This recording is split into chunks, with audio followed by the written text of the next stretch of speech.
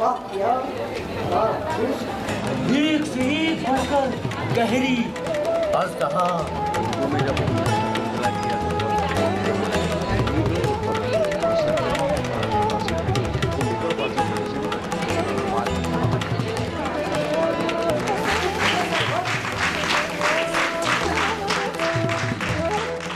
नाज़रीन, उर्दू थिएटर के सफ़र में एक बार फिर आपका इस्तकबाल है। आज हम नुक्कड़ नाटक, अफसाने और नावल की ड्रामाई पेशकश के हवाले से बात करेंगे। हिंदुस्तान में जंग आज़ादी में दूसरे फ़नून के साथ ड्रामे की एक बहुत ही मकबूल फार्म नुक्कड़ नाटक ने भी अहम किरदार अदा किया। ड्रामे का मकसद एहतजाज व मज़ाहमत रहा है। नुक्कड़ नाटक ने इसे पूरी तवानाई के साथ अपनाया। वतन से मोहब्बत का इजहार हो या मुल्क के दुश्मनों से मुखालिफत का, वो आम आदमी की आवाज़ उठाना हो या अंग्रेज़ों के ख़िलाफ़ आवाज़ बुलंद करना, दूसरे फ़नून से ज़्यादा ज़ोरदार और ऊंची आवाज़ में इसने अपना काम किया है। नुक्कड़ नाटक ने आज़ादी के नारे बुलंद करने के साथ साथ समाजी सतह पर भी आवाम को जगाने का काम भी किया है, आवाम की रहनुमाई भी की है। यानी इसने बेहतर मुल्क की तामीर और इसे समझने में आवाम की मदद कदम कदम पर की है।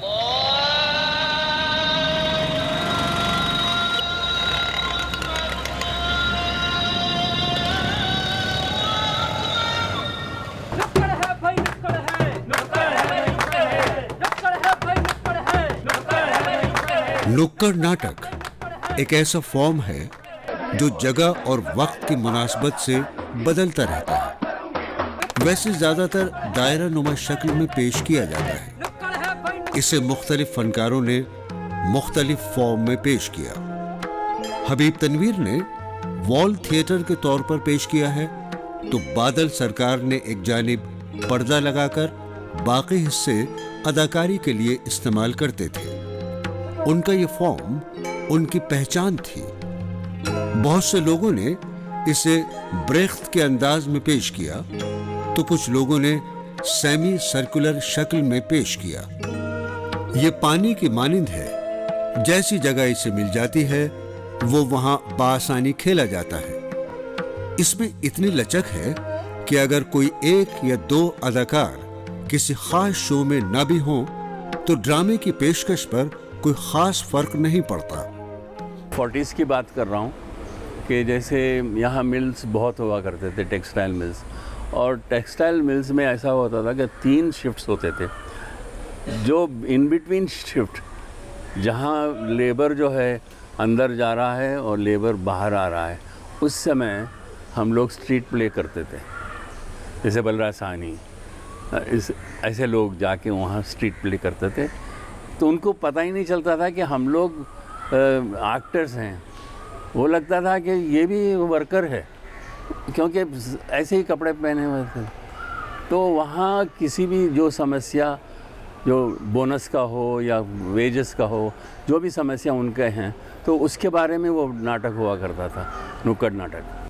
नुक्कड़ नाटक एक ऐसा फॉर्म है जिसकी पेशकश में खर्च नहीं के बराबर होता है। जो फनकार जिस लिबास में होता है उसी में वो आवाम के दरमियान आ जाता है। लोक नाटकों की मानिंद मूछें और दाढ़ी के साथ जनाना किरदार भी अदा कर लेता है। यहाँ तक कि लड़कियाँ लड़कों का किरदार बिना झिझक करते हुए दिखाई देती हैं। वैसे ज़्यादातर ग्रुप कुर्ता और पतलून ज़ेबतन करते हैं। इनमें मुख्तलिफ ग्रुप मुख्तलिफ रंग का कुर्ता इस्तेमाल करते हैं। लड़कों के पास अंगोछा और लड़कियों के पास दुपट्टा लिबास का हिस्सा तय तौर पर होता है। इन दुपट्टों और अंगोछों का मुख्तलिफ औकात में मुख्तलिफ तौर पर इस्तेमाल किया जाता है। लड़कियां कभी पर्दे के लिए इस्तेमाल करती हैं, तो कभी मजदूरी करते वक्त सर पर बांध लेती हैं, या सर पर रखकर बोझ उठाती हैं, या इसे कभी रस्सी का काम ले लेती हैं। उसी तरह लड़के उन अंगोछों को अपना रुतबा दिखाने के लिए कंधे पे रखते हैं, तो कभी अपने आप को मजदूर या किसान दिखाने के लिए इसे कमर में बांध लेते हैं। इसी तरह डंडे और दूसरी प्रॉपर्टीज़ का मुख्तलिफ नाटकों के मुख्तलिफ मनाजिर में इस्तेमाल किया जाता है। नुक्कड़ नाटक के फनकारों में ज्यादातर नौजवान नजर आते हैं। नौजवान के अंदर एनर्जी ज्यादा होती है, इसलिए वो ज्यादा तवानाई के साथ अपनी बात कह पाते हैं। नुक्कड़ नाटक की इब्तिदा भी नौजवान ने ही की और इसे परवान भी नौजवानों ने ही चढ़ाया।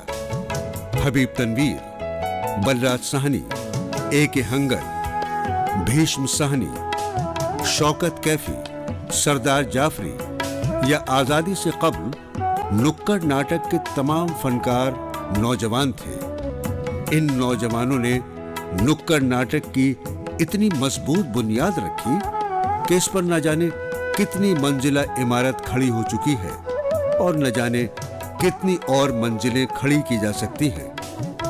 नुक्कड़ नाटक ने मुल्क और समाज की तामीर में अहम किरदार अदा किया है। कभी हकीकत से पर्दे उठाए हैं तो कभी अवाम के जहन पर छाई धुंध को साफ करने का काम किया है। खून का कोई धर्म नहीं होता, खून का कोई मजहब नहीं होता। क्या नहीं होता? मजहब नहीं होता।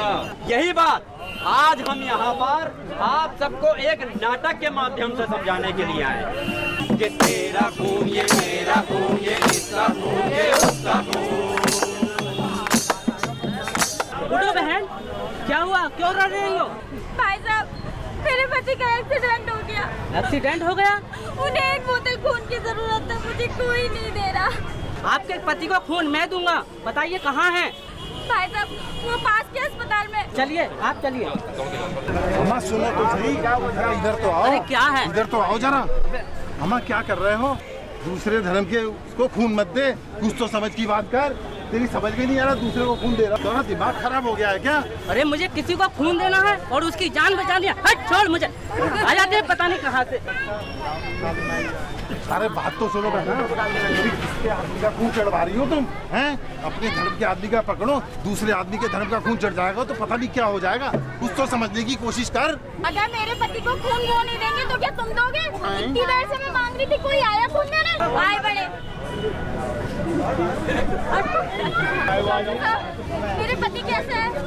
उन्हें खून तो दे दिया ना। चिंता मत करिए, आपके पति की जान को कोई खतरा नहीं है। उन्हें ब्लड चढ़ चुका है। आपका बहुत बहुत धन्यवाद, आपने मेरी मदद की। भाई ये तो कमाल हो गया। जान बचाने के लिए मुस्लिम का खून हिंदू को चढ़ गया और सांप्रदायिकता पर कितनी बड़ी चोट कर गया। मारो मारो मारो मारो।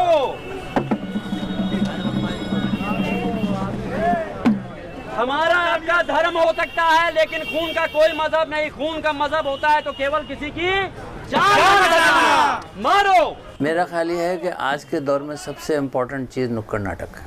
नुक्कड़ नाटक इसलिए इम्पोर्टेंट नहीं है कि वो मदारी की तरह 50 आदमियों को जमा करके और कुछ तमाशा दिखाता है और लोग एंटरटेन होते हैं। नहीं, नुक्कड़ नाटक एक मकसद है, एक तहरीक है और इसलिए वो बहुत इम्पोर्टेंट है। और नुक्कड़ नाटक इसलिए और ज़्यादा इम्पोर्टेंट हो जाता है कि आज हम जो बात कहना चाहते हैं वो प्रोसीनियम थिएटर में अगर हम कह भी दें, एयर कंडीशन कंफर्ट के अंदर हम वो बात अगर कहें तो 200, 500, 1000 आदमियों तक वो बात पहुंचेगी। लेकिन नुक्कड़ नाटक हज़ारों तक पहुंचता है और बग़ैर पैसे के पहुंचता है। हम जानते हैं कि आज़ादी के बाद नुक्कड़ नाटक ने समाजी सतह पर जो कारहाय नुमाया अंजाम दिया है वो ड्रामे के किसी दूसरे फॉर्म के हिस्से में अब तक नहीं आई। आज़ादी से कब्ल इप्टा ने इसे अपनाया।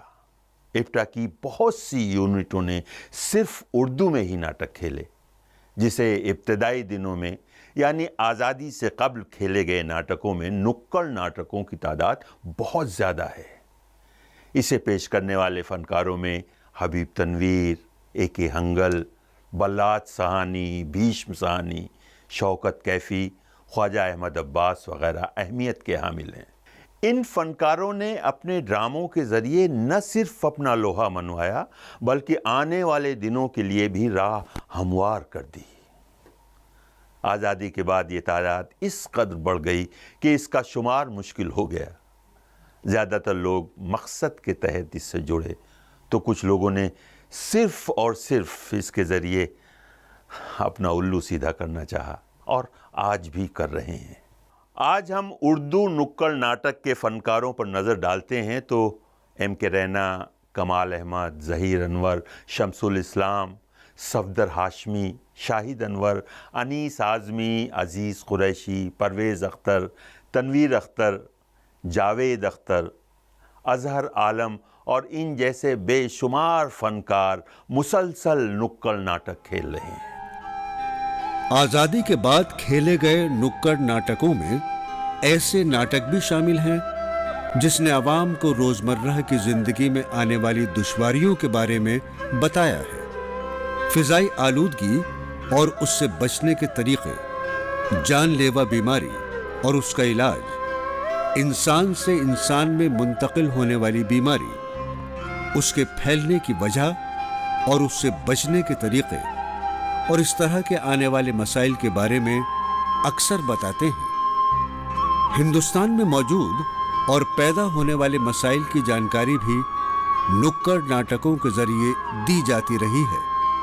महंगाई, करप्शन, फ़िरका परस्ती, फिसाद और इस तरह के बेशुमार मसाइल से अवाम को वाकिफ करवाया और उसके बाद मुल्क के माहौल को साजगार करने में मुआविनत की। तो आपको इन नौशे मियाँ के बारे में तो बता दूं। हाँ, ये अपने पहले नौशे मियाँ जमींदार साहब के लड़के हैं।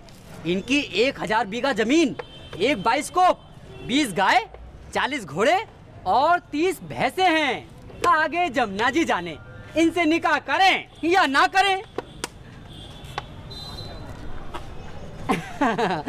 ये तो रह गए। अब आते हैं दूसरे नौशे मियाँ पर।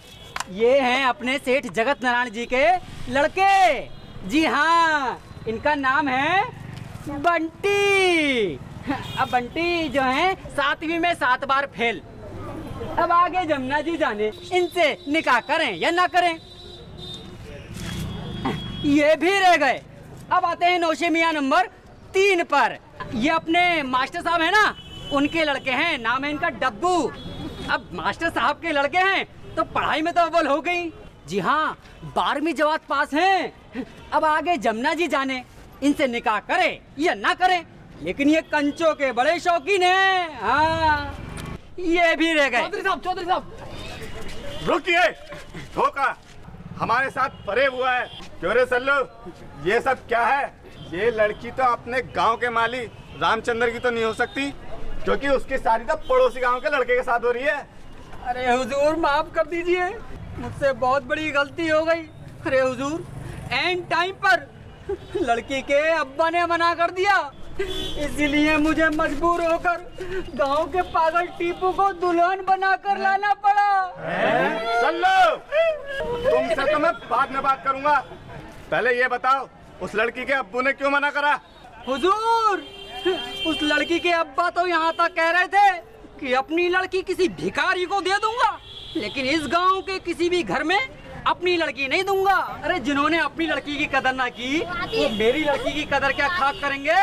क्या उसकी ये मजाल? हम उसका हुक्का पानी बंद कर देंगे। हाँ, हुक्का पानी बंद कर देंगे। चौधरी साहब, अब उस पे नाराज क्यों होते हैं? आगे की सोचो, आगे की। अब आगे क्या होगा? आगे क्या होगा? अरे भैया, मैं तो कहता हूँ अब भी वक्त है, समझ जाइए, वरना आने वाले समय में निकाह के लिए एक भी लड़की ना मिलेगी। और पहले जहाँ मर्द करते थे 2-2, 3-3 शादियाँ, अब आने वाले समय में एक भी लड़की ना मिलेगी। अब लड़कियाँ करेंगी 40-40, 50-50 शादियाँ। इसीलिए भाइयों और बहनों, लड़कियों की कम होती तादाद को रोकिए, कन्या भ्रूण हत्या रोकिए। आगे क्या होगा मौला रे, आगे क्या होगा मौला रे, आगे क्या होगा मौला रे। नुक्कड़ नाटक जो है वो नई चीज़ है। अब नई भी क्या है, मैंने तो 70 से भी शुरू किया था, अब तो बहुत साल हो गए जितने सफदर ने किया। उसमें भाषा का मिश्रण है, उसमें अंग्रेज़ी भी है, हिंदी भी है, पंजाबी है और सड़क छाप भाषा ज़्यादा है। तो मैं एक पहले कहा ना कि हम लोग एक्सपेरिमेंट करते हैं भाषा के साथ, और भी चीज़ें, हमारे शब्द भी भाषा है लेकिन अंग भी भाषा है, म्यूज़िक भी भाषा है, वो सब मिल के आता है। और ये चीज़ एक नई चीज़ अब हिंदुस्तान में पूरी जड़ लिए, मतलब एस्टैब्लिश हो गई कि जिनके पास साजो सामान नहीं वो स्ट्रीट थिएटर से अपना शौक़ पूरा कर सकते हैं, अपने सवाल उठा सकते हैं। आम आदमी के लिए, मज़दूर के लिए, गरीब वर्ग के लिए इंस्टेंट होता है। आप चौक पे आए, 25-30 मिनट का प्ले आपने किया, अपनी बात रख ली, आवाम आती है, आवाम जाती है।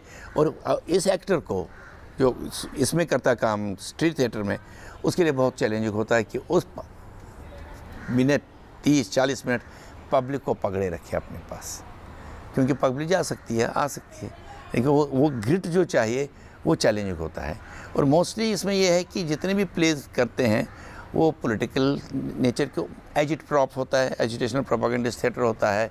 इसमें आप कैंपेन प्लेज कर सकते हैं, से महिलाओं का शोषण है उस पर प्ले कर सकते हैं, गरीबी रोज़गार के नीचे कर सकते हैं। अब ये हुआ उसमें कि बहुत सारे NGO, सोशल वर्कर्स वगैरह जितने भी हैं वो स्ट्रीट थिएटर का प्रयोग बहुत करते हैं। अब स्ट्रीट थिएटर वालों का ही नहीं रह गया, ये काफ़ी उन लोगों का हिस्सा बन गया जो कोई सोशल चेंज हिंदुस्तान में लाना चाहते हैं। और कम्युनिकेशन टूल के लिए ये अब आजकल इवन जर्नलिज्म में सिखाया जाता है, डेवलपमेंट जर्नलिज्म में, वहाँ पर भी कि भाई स्ट्रेटजी अगर कोई है, कैंपेन कोई है, स्ट्रीट थिएटर के माध्यम से आप कैसे करेंगे उसको, एक स्पेशलाइज सब्जेक्ट के रूप में उभर रहा है अभी।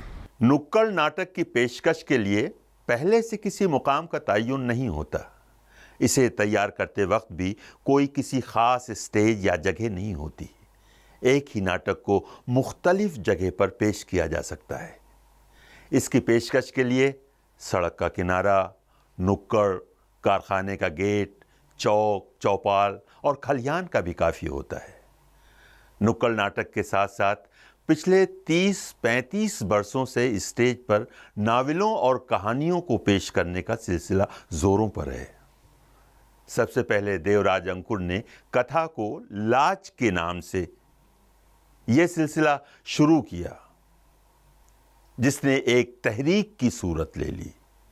इस तहरीक के तहत उर्दू के बहुत से अफसाने निहायत कामयाबी के साथ बहुत से फनकारों ने स्टेज पर पेश किए और हनूज़ ये सिलसिला जारी है।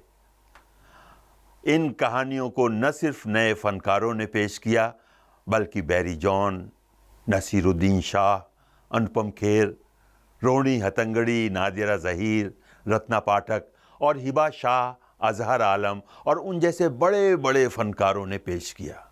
अब ये नेशनल स्कूल ऑफ ड्रामा के कोर्स में शामिल हो गया है। NSD के तालिब इल्म कमोबेश हर साल 10 कहानियाँ पेश करते हैं। इस पेशकश में कहानियों को मिनोहन पेश किया जाता है।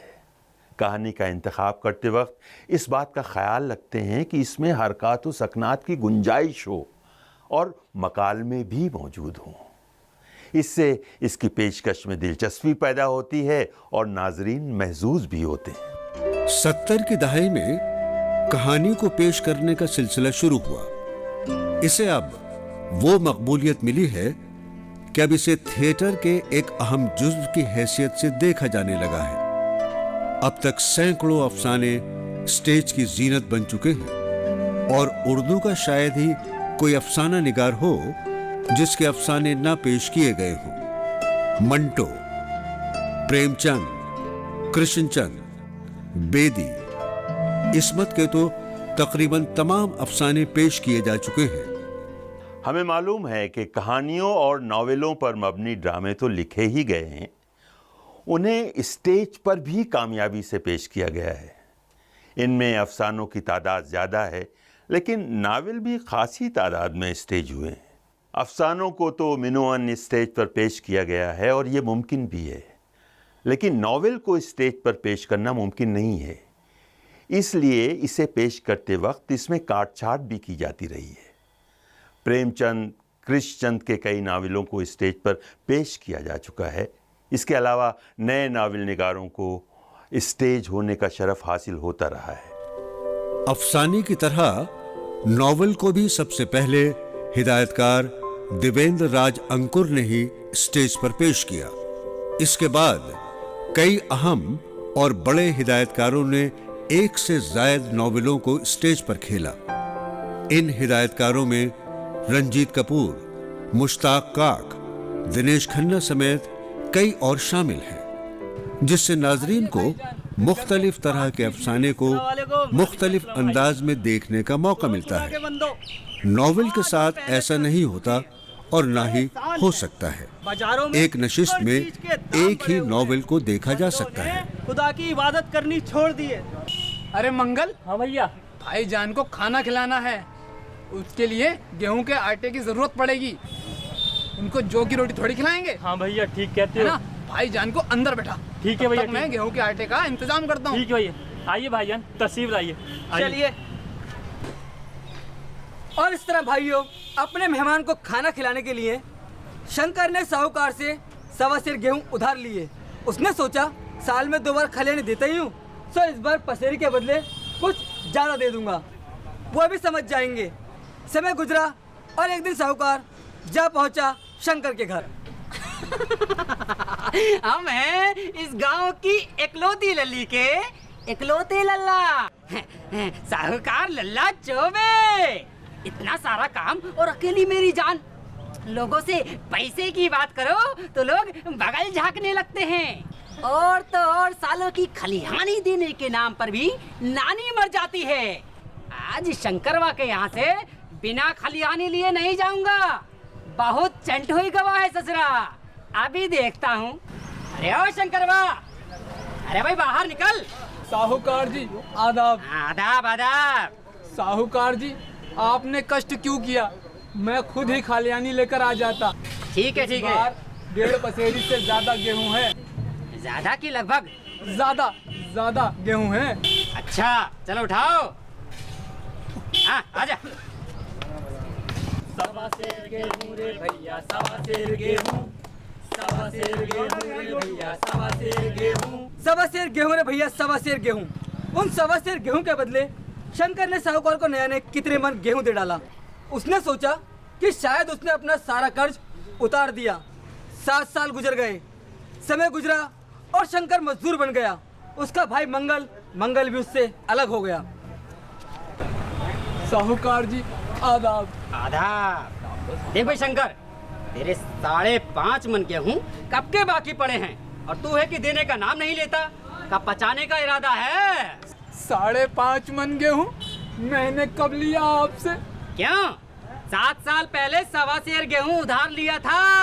हे अल्लाह, साहूकार जी मैंने तो आपको 1.25 सेर गेहूं के बदले न जाने कितना मन गेहूं दिया, तब तो आपने कुछ ना कहा।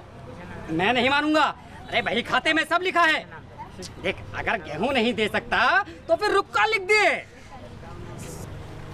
मुझे तो देना ही है, अब चाहे गेहूं लो चाहे रुपया लिखाओ। हाँ ठीक है ठीक है ठीक है। ला, ठीक है चलते हैं। आपने देखा कि किस तरह नुक्कड़ नाटक ने उर्दू ड्रामे के फॉर्म में अपना काम किया। इसने उर्दू ड्रामे को दानिस्ता नहीं तो अनजाने में ही बहुत मकबूल बनाया। चूँकि बेशतर नुक्कड़ नाटक की स्क्रिप्ट नहीं होती है, इसलिए इसकी ज़बान का तयन बोले जाने से किया जाता है। वैसे भी ड्रामे की ज़बान का तयन इसके पेशकश से ही किया जाना चाहिए, क्योंकि पेशकश के दौरान स्क्रिप्ट को दरअसल मानी दिए जाते हैं और इसमें बहुत सी ऐसी चीज़ें जुड़ जाती हैं जो बोले जाने वाले मकालमे से ज़्यादा बामानी होती हैं। इसी तरह अफसाने और नावलों की पेशकश से उर्दू ड्रामे की तारीख में बेशबहा इजाफे के साथ इसे नए नए रूप दिए गए। उर्दू से दिलचस्पी रखने वाले नाजरीन को उर्दू ड्रामे के साथ साथ अफसाने और नावलों को भी देखने का मौका मिला। इससे उन अफसानों और नावलों की परतें खुलने के साथ साथ इसके नए मायने भी सामने आए। तो नाजरीन, आज का उर्दू थिएटर का सफ़र यहीं ख़त्म करते हैं। अगले एपिसोड में फिर हाजिर होंगे। तब तक के लिए खुदा हाफिज़।